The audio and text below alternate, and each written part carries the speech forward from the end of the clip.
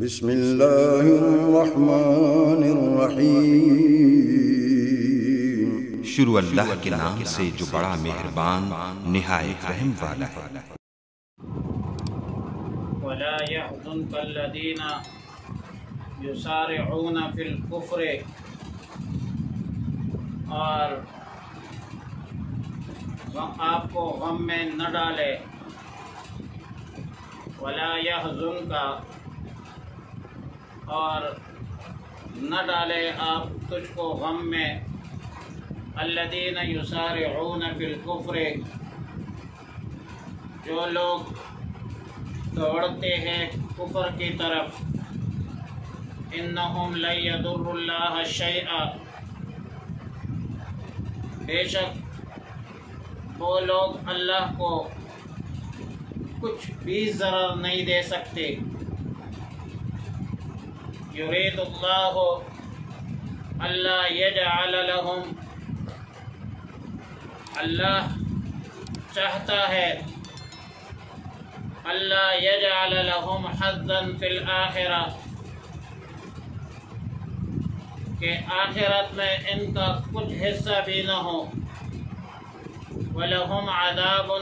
عَظِيمٌ، اور ان کے لیے بڑا عذاب ہے۔ ان الذین اشتروا الکفر بالایمان لن یضروا اللہ شیئا،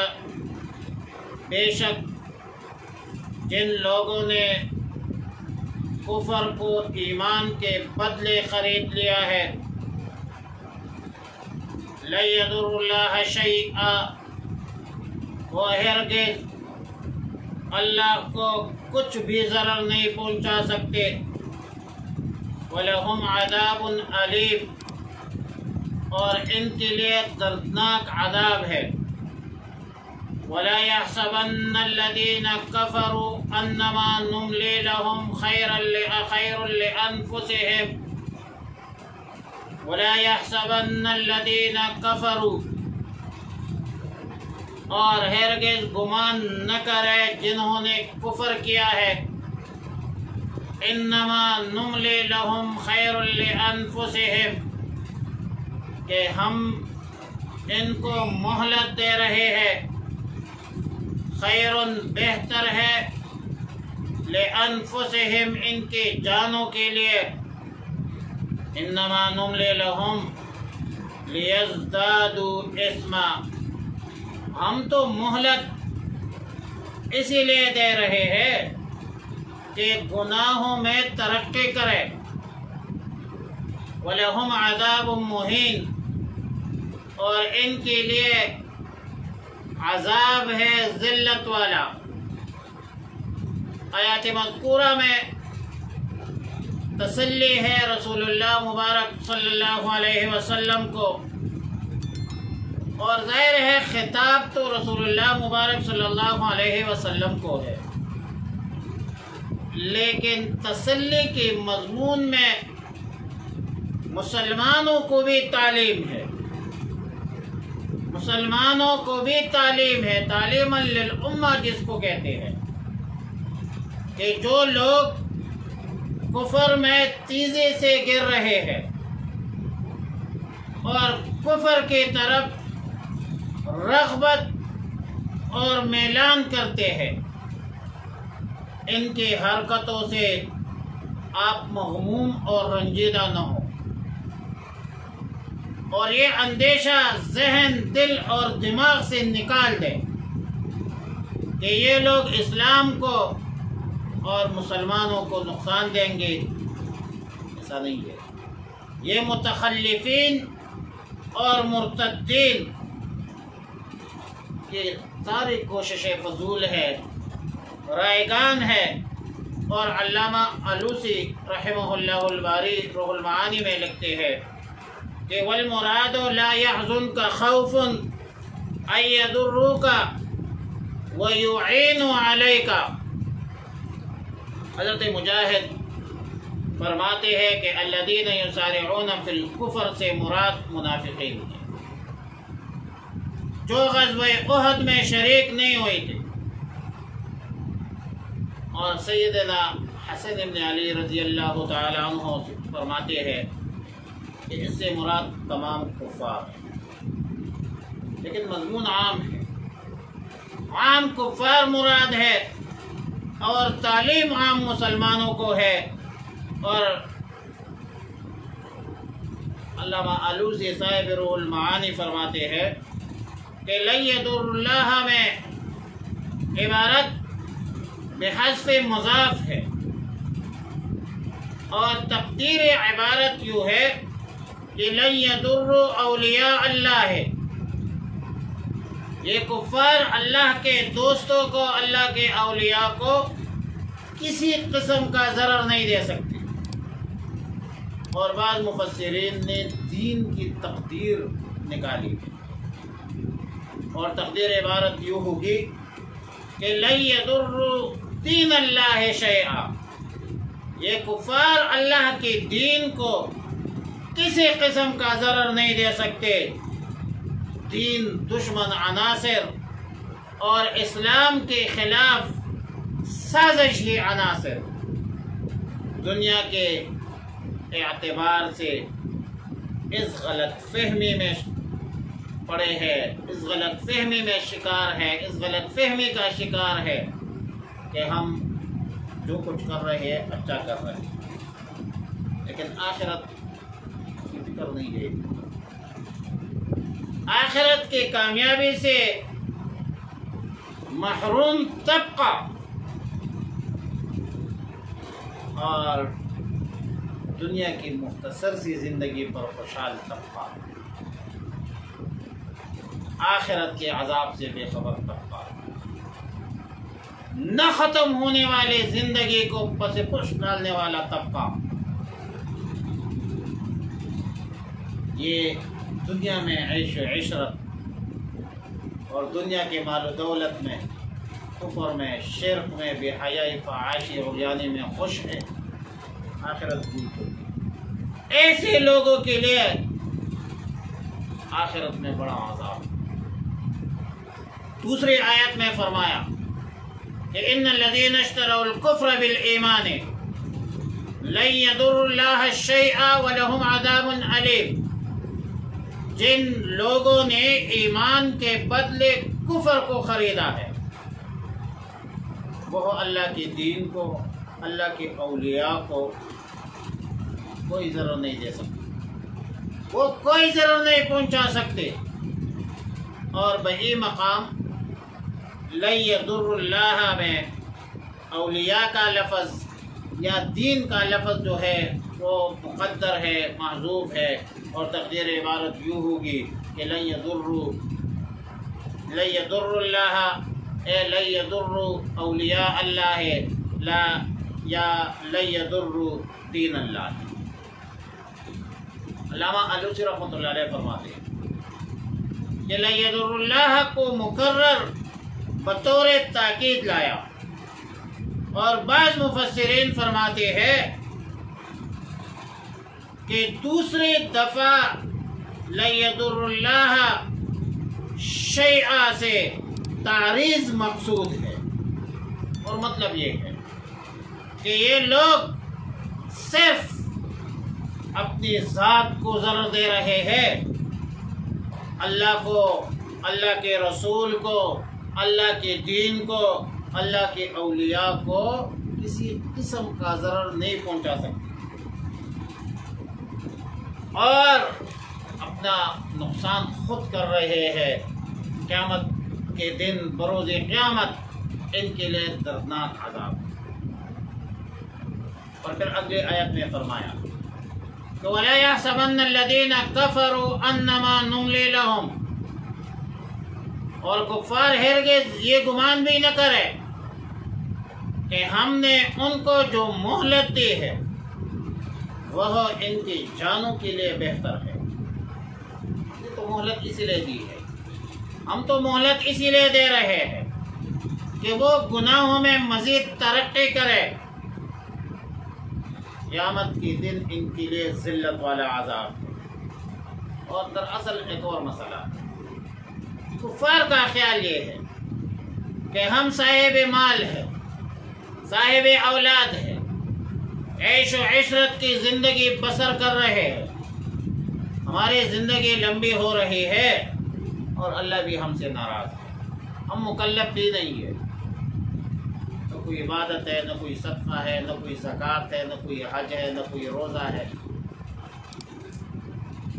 بنیادی طور پر ان کی نسل یہ بغاوت ہے۔ اللہ تعالیٰ نے فرمایا کہ ان کفار کو مہلت دینا ان کے حق میں بہتر نہیں ہے۔ ہم تو مہلت اور یہ ڈیل اسی لیے دے رہے ہیں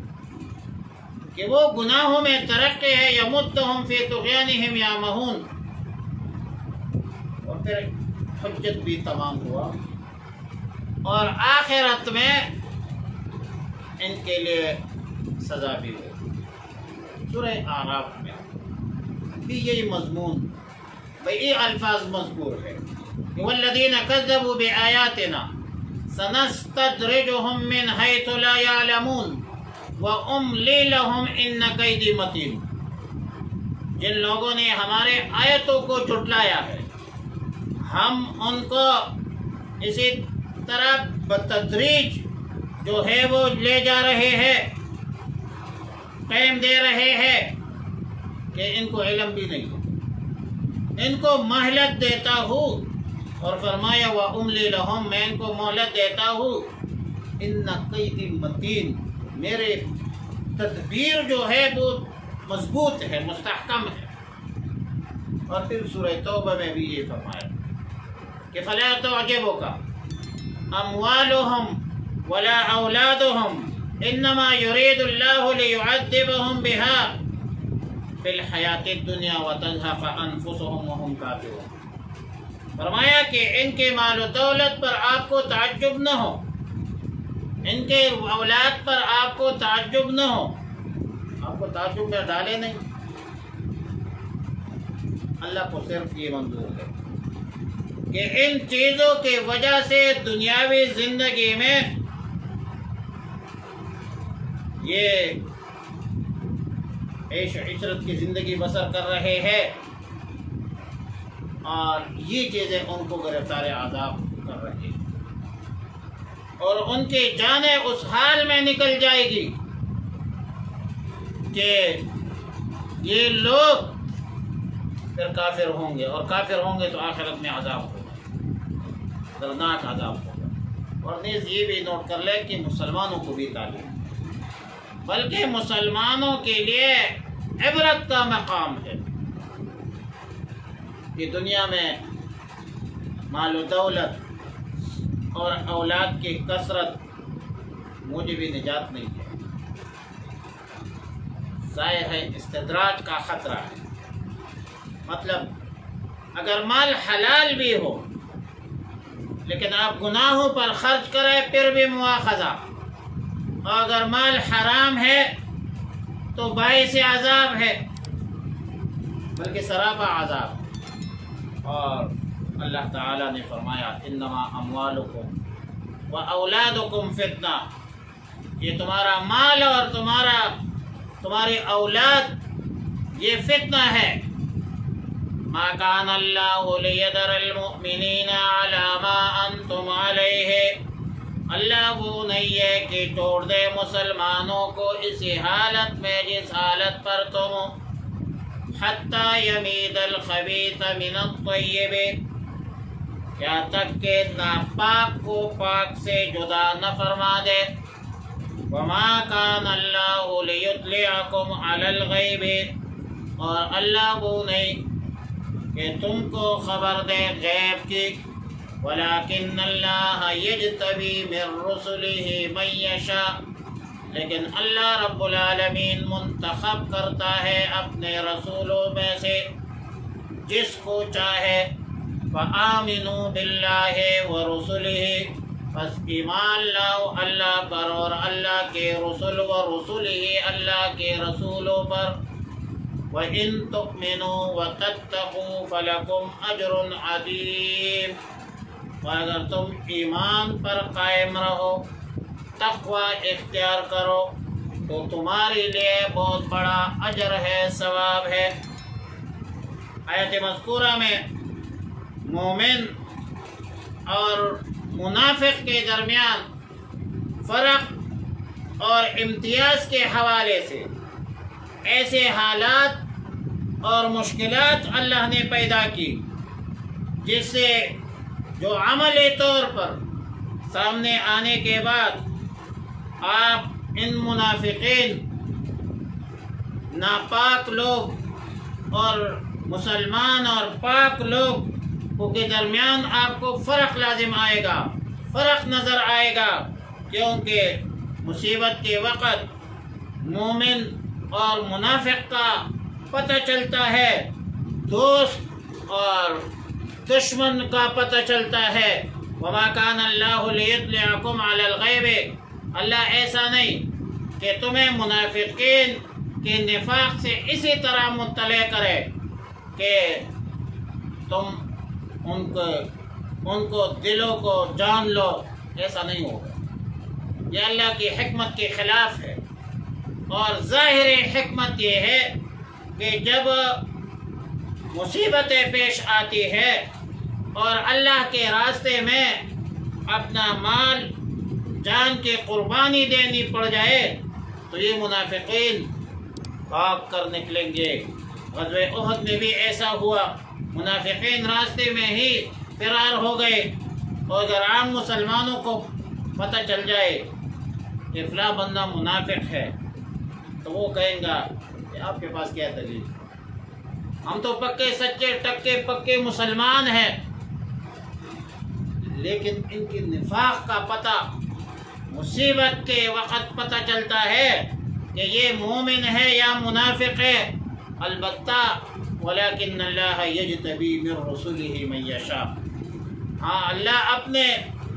رسولوں میں سے جسے چاہے غیب کی باتیں بتا دیتا ہے۔ بہرحال آیت کریمہ سے یہ معلوم ہوا کہ اللہ رب العالمین امور غیب بذریعہ وحی ہر شخص کو مطلع نہیں کرتا، بلکہ انبیاء علیہ السلام کا انتخاب فرماتے ہیں۔ لیکن اس کا مطلب یہ نہیں ہے کہ رسول عالم غیب ہوتا ہے۔ علم غیب تو اللہ کی صفت ہے، اللہ کے ساتھ مخصوص ہے۔ کوئی مخلوق میں سے کوئی بھی شخص، کوئی شخصیت اس صفت میں شریک نہیں ہے۔ انبیاء علیہ السلام کو جو امور غیبیہ بتلایا جاتا ہے وہ غیب کی خبریں ہے، علم غیب نہیں ہے۔ اور قرآن کہتا ہے ذالک من انباء الغیب نوحیہ الیک ولا یحسبن الذین یبخلون بما آتاہم اللہ من فضلہ، اور ہرگز خیال نہ کرے وہ لوگ جو بخل کرتے ہیں اس چیز میں جو اللہ نے انہیں اپنے فضل سے دی ہے۔ وہ خیر لہم، کہ یہ بخل کرنا ان کے لیے بہتر ہے، بل هو شر لہم، بلکہ وہ ان کے لیے برا ہے۔ سیطوقون ما بخلوا به یوم القیامہ، ان قریب قیامت کے دن اس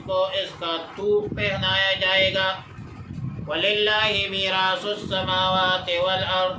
اور اللہ کے لیے ہے آسمانوں اور زمینوں کی میراث۔ وَاللَّهُ بِمَا تَعْمَلُونَ خَبِيرٌ، اور اللہ رب العالمین خبردار ہے ان کاموں پر جو تم کرتے ہو۔ آیت مذکورہ میں بخل کی مذمت ہے اور اس پر وعید کا ذکر ہے۔ بخل شرعاً، شریعت مطہرہ اس کو کہتے ہیں کہ جو چیز اللہ کے راستے میں خرچ کرنا واجب ہے اور آپ خرچ نہیں کرتے، اور کسی وجہ سے بخل حرام ہے۔ بخل کے لیے دوسرا لفظ الشح کا لفظ استعمال ہوتا ہے، اور اس کی تعریف بھی یہی ہے کہ آپ کے ذمہ جو خرچ کرنا واجب ہے وہ خرچ آپ نہ کر سکے۔ نبی علیہ الصلوۃ والسلام نے فرمایا لا یجتمع شح وإيمان في قلب رجل مسلم أبدا كذا في النسائی عن ابی ہریرہ رضی اللہ تعالی عنہ وعنہم اجمعین۔ نبی علیہ الصلوۃ والسلام نے فرمایا شح اور ایمان دونوں کسی مسلمان کے قلب میں دونوں جمع نہیں ہو سکتے۔ معلوم ہوتا ہے کہ یہ شح جو ہے یہ ایمان کے منافی ہے، اور پھر آیات مذکورہ کے موافق قیامت کی سزا یہ ہے کہ جس چیز کے دینے میں بخل کیا تو اس کے توق بنا کر ان کے گلے میں قیامت کے دن جو ہے وہ ڈالا جائے گا۔ اور نبی علیہ الصلوۃ والسلام نے فرمایا جس شخص کو اللہ نے مال دیا پھر اس نے زکوٰۃ ادا نہیں کی تو بروز قیامت یہ مال ایک زہریلا سام بن کر اس کے گلے کا توق جو ہے وہ بنایا جائے گا۔